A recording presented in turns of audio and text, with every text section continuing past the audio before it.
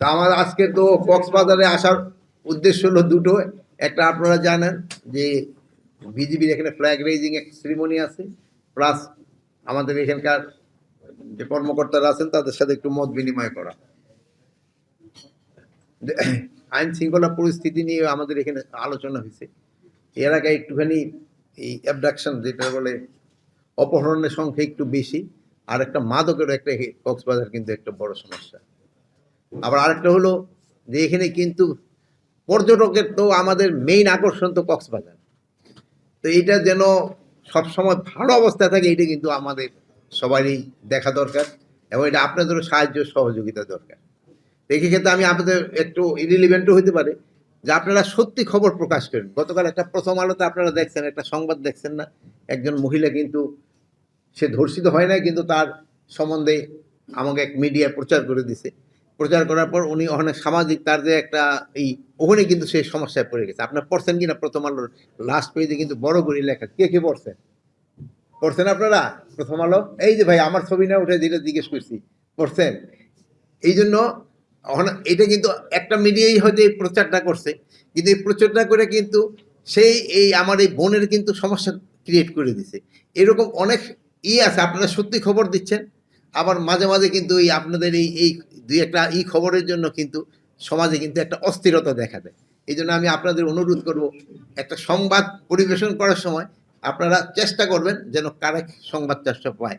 আর plus আপনাদের সাথে আমার আরেকটা অনুরোধ থাকবে, যেহেতু আমি নিজেও ঢাকা কলেজে পড়ছি, যেসব ইউনিভার্সিটি পড়ছি, সেসব আমিও সাংবাদিকতার সাথে জড়িত ছিলাম। আমিও মর্নিং নিউজের সাংবাদিকতা করছি। সেই সময় এক লাইনের জন্য দিতে হলো 10 পয়সা করে, মাসে হইলো 20 টাকার একটা পেপার দিত ফ্রি। ছাত্র অবস্থায় এই টাকা ওর অনেক টাকা। কিন্তু এখন তো ধরেন সেই সময় তো এই একটা খবর কক্সবাজারে এক খবর পৌঁছাইতে 2 দিন লেগে যেত। বাট এখানে তো আপনাদের এখন 2 মিনিটও লাগে না একটা খবর পৌঁছে দেন। ভালো। কিন্তু আমার অনুরোধ হলো যা সত্যি ওইটা আপনারা প্রকাশ করেন। আর 2টা ক্ষেত্রে হলো যে এই দুর্নীতির উপরে আপনারা অবশ্যই ফলাও করে লিখবেন। দুর্নীতি কিন্তু আমাকে এই সমাজ, আমি বলছি দুর্নীতিটা যদি বন্ধ করা যেত, আমাকে সমাজ থেকে সবকিছু সমস্যার সমাধান করে ফেলা যেত। তো আপনারা সবাই ভালো থাকেন, দোয়া করি।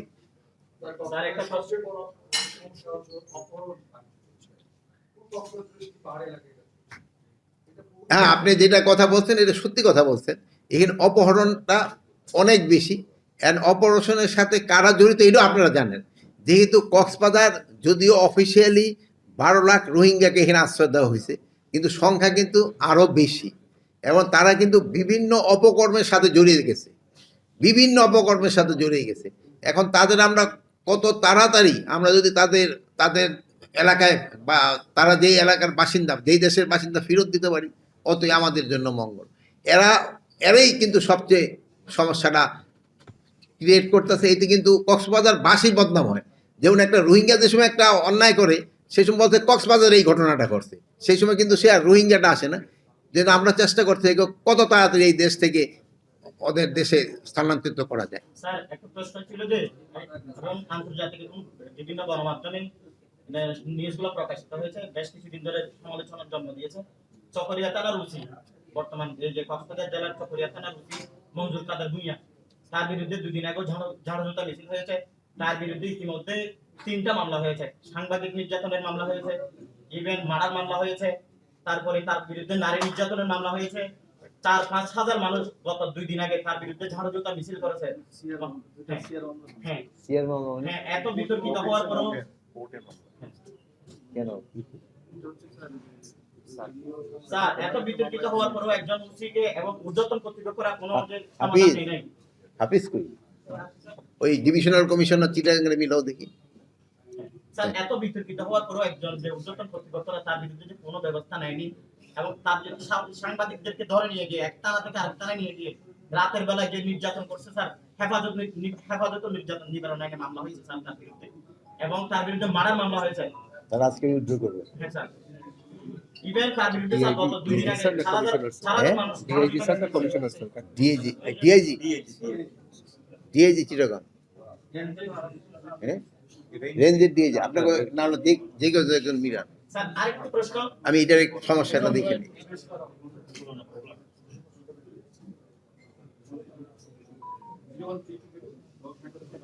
ধরছে তাহলে আপনাকে রিং দিয়ে দেখেন আপনাকে ওটা ধরে কিনা, একজনেরটা ধরলেই। আমার ওখানে নাম্বার আছে, দিয়ে দিই। ফোন দিছে ধরছে? হ্যালো, সালাম, শুনো, ওই ডিআইজি চক, সরি, ওসি চকরিয়া থানা, জানো এর ব্যাপারে? স্যার জানি স্যার। আরে আজকে উইথড্র করো, তো জানি আমার। আর কোনো কিছু না, আজকে উইথড্র করো, বুঝতে পারছো? আচ্ছা ঠিক আছে। আজকে উইথড্র করে দাও। স্যার সীমান্তের মাদক প্রতিরোধের কোনো ব্যবস্থা নেওয়া হচ্ছে? ঘরে ঘরে মাদকের মাদক আর স্যার এই যে মাদকের জন্য যেমন ধরেন আজকে একটা কিন্তু নতুন ব্যাটালিয়ান এখানে রেজ করা হইতেছে, এবং আমাদের এরাও বলছে যে তাদের শুধু স্ট্রেংথ তো বাড়াইতে হবে, যেখানে পুলিশের যে স্ট্রেংথ আছে ওই সংখ্যাটাও আমার কিন্তু এখানে বাড়াইতে হবে। প্লাস ওই যে আমাদের যে মাদকে যারা আছে এই তাদেরও কিছুটা আমরা সংখ্যা বাড়ানোর চেষ্টা করতেছি। তবু আপনারা জানেন সব জায়গাতে তো লিমিটেশন আছে, সংখ্যা বাড়াতে তো একটা ফাইন্যান্সিয়াল ইনভলভমেন্ট আছে, এটা তো সহজে তো পারা যায় না, একটু দেরি হয়। বাট আপনি যে এটা করছেন তো এটা তো সত্যি কথা, এটা তো কোনো আমি ছোট করে দুটা বিষয় জানতে চাই। আমি যদি একটা হচ্ছে রোহিঙ্গা ক্যাম্পের যে অপহরণ প্রত্যক্ষ হলো, আমি বারবার অনেক জায়গায় আমরা বলবার চেষ্টা করেছি এই অপহরণের সাথে প্রশাসন জড়িত, কতিপয় সোর্স এবং কতিপয় প্রশাসন ব্যক্তি জড়িত। এই যা যেই অভিযানই করুক না কেন, সেই অভিযানে যখন ধরেন 12 জন 14 জন একসাথে, হ্যাঁ আপনার কথাটা বুঝছি, শোনেন, আপনার না না আর দরকার নেই। এসপির ক্ষেত্রে আপনারা যুগান্তর থেকে কিন্তু রিপোর্টটা লিখছিলেন, তো এরকমই যারা জড়িত তাকে নাম দিয়ে রিপোর্ট করেন, অনুসন্ধানী কর্ম। আরেকটা বিষয়, দলীয় বিবেচনায় কক্সবাজারে অপরাধীদের ছাড় দেওয়া হচ্ছে, কি র্যাব কি পুলিশ সবাই ছাড় দিচ্ছে, অস্ত্রবাজদের একেবারে অভয়ারণ্য পরিণত হয়েছে। এটা আমি তাকে এই শোনেন, এই ক্ষেত্রে আমি তাকে শোনেন, আমি এই ক্ষেত্রে বলছি যে দলীয় বিবেচনায় যদি তারা এখানে, দখলবাজি, ছিনতাই, আমার কথা শেষ করতে দেন, দলীয় বিবেচনায় যেন তারা কাজ না করে এই জন্য অলরেডি আমি তাদের ইনস্ট্রাকশন দিছি। এখানে এখনকার যে পরিবেশ, এই পরিবেশে কিন্তু তাকে কাজ করতে সবচেয়ে সুবিধা। কিন্তু তার ক্ষেত্রে কিছু কিছু লোক আছে তারা এখনই ভবিষ্যতে কে আসবে তাদের তেল দেওয়া শুরু করছে, এই তেল দেওয়া যেন বন্ধ করে, এই জন্য তাদের আমি বলছি। আমরা শুনি ডিআইজি মহোদয় কল করেছে, স্বরাষ্ট্র উপদেষ্টা মহোদয় কল করেছে, উনাকে ধরা যাবে না, উনাকে ধরতে হবে। আমরা এখানে তো এসপি এখানে আসে, আজ পর্যন্ত ওনারা বলুক যে আমরা কাউরে বলছি কিনা ধরা যাবে না। না, আপনার কথা আসতেছে না, কিন্তু এই যে উদ্বোধন থেকে কল করেছে, এখন হলো কি শুনে, এই মামলা নেওয়া যাবে। এখন হলো কি মন্ত্রণালয়ে যাই ঘটে ওই দোষটা চাপে আইসা ইসের উপরে, কি বলে, উপদেষ্টার উপরে। কিন্তু এখানে তো বাহিনী, যেমন আমার ইসে আছে, স্বরাষ্ট্র দল 10টা বাহিনী আছে, আপনার কৃষিতে বুঝি 17টা রয়ে গেছে। মানে আপনারা ওই ওনাগর সমস্যাটা কিন্তু আমাদের কাছে আসবে, কিন্তু অনেক সময় আছে যে সমস্যাটা আমাদের কানে আসতে দেরি হয়। যেমন ধরেন যে এই যে যুগান্তরের যে রিপোর্টটা আসছিল, এই রিপোর্টটা তো ধরেন ঘটনা তো অনেক আগে ঘটছে, কিন্তু আমার তো উচিত ছিল যে এই চ্যানেলেই পাওয়া, আমাদের চ্যানেল, বাট আমরা চ্যানেলে তো এই খবরটা পাইনি। 25 ব্যাচকে ভয় পাচ্ছে সবাই, এই জন্য আপনাকে চ্যানেলে দেয়নি। 25 বেশ কোনটা? 25 ব্যাচের যারা আছে পুলিশের, এদেরকে ভয়ে পুলিশ সুপার, ভয়ে অন্যান্য পুলিশ সুপারদের যে হ্যাঁ? 25 ব্যাচ এরা কারা? হ্যাঁ, ওরা 25 ব্যাচ, এরা ভয় পাইলে তো এই যে 4 জন যে আমরা উইথড্র করছি এই ব্যাচ 25, 3 জনের তো 25, তো 25 ব্যাচ ভয় পাইলাম কি 3 জনের তো উইথড্র করি। আমি প্রশাসন অনেকের সাথে কথা বলছি, দেখেন উনি শোনেন, এই ভয় পাইলে আমরা 83 জনের তো আর একসাথে করতাম না। ঠিক আছে, কিন্তু এটা হচ্ছে প্রশাসনের ভিতর যেটা হচ্ছে সেটাকে বলতেছি, না হয় আপনাদেরকে সরাসরি ডিরেক্টলি অভ্যন্তরীণভাবে এই রিপোর্টটা আপনারা পেতেন, আমরা সেটা আশা করছি। আশা করি। আর কারো কোনো কিছু আছে? আমি যাই দিই আমার ফ্রেন্ড। স্যার একটা বিষয় স্যার, এই যে যেহেতু বিজেপির একটা প্রোগ্রাম আছে এখানে, আমরা অনেক সময় আমরা ওখানে মানে যাওয়ার ব্যাপারে সীমাবদ্ধতা আছে। তো সীমান্তে যেহেতু ওই পারে মিয়ানমার সরকার কোনো অ্যাক্টিভিস্ট নাই, মানে অ্যাক্টিভ নাই ওখানে, এখন অ্যাক্টিভ করছে যে আরকান আর্মি। তাদের সাথে আমাদের সীমান্ত নিয়ে অনেক সমস্যা হচ্ছে, অপহরণ হচ্ছে, লোকজন নিয়ে যাচ্ছে।